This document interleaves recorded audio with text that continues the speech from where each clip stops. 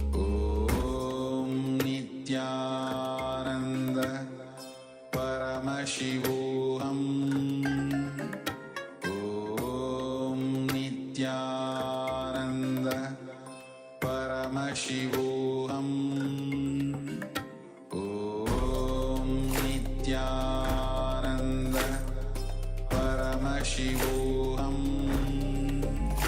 Om Nithyananda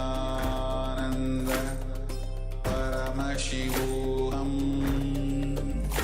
Om Nithyananda Paramashivoham. Om Nithyananda Paramashivoham. Om Nithyananda Paramashivoham.